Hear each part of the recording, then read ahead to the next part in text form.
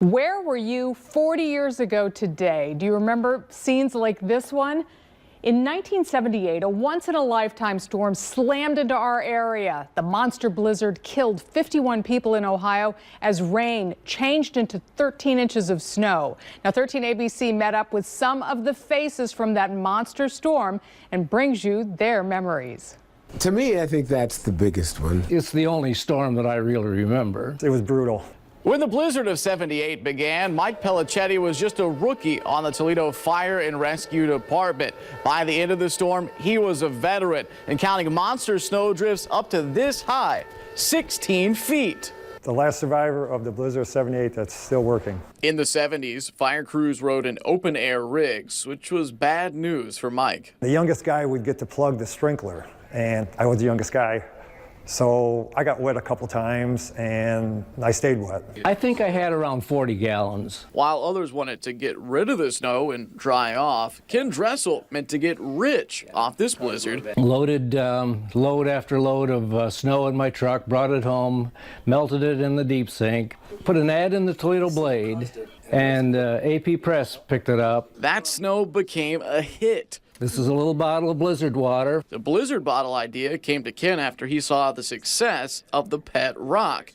Plus, When they tried clearing the snow, there was no place to put it. Dressel says he risked getting arrested driving to his job as an electronics tech at Toledo's airport. They needed to bring the Army in with heavy equipment. They helped the area, the whole area, clear out the snow. It crippled our city.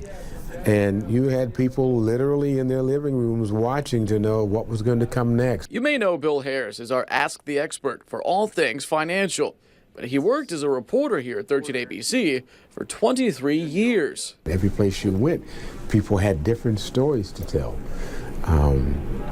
But, you know, we survived it. After hours of searching, I finally rediscovered Bill's anniversary story in our vault. Isn't that amazing?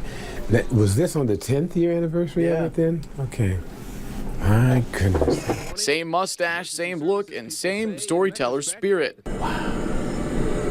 Oh my God. Before Army heavy equipment made it into Toledo, 13 ABC's old bosses didn't want to miss a beat. They said, pack your bags because you're going to be in for the whole weekend. Meanwhile, in the South End, I know there were a couple of women that were in labor, and they had to find a way to get those people into a hospital. Fire Captain Robert Schwanzel was without special equipment as he drove to fire calls. I had a man in the front yard hollering to one of the kids to jump. He was going to catch him. Before the storm was over, 51 Ohioans were dead, many frozen inside their cars. It was scary. 53-mile-an-hour winds and drifting snow.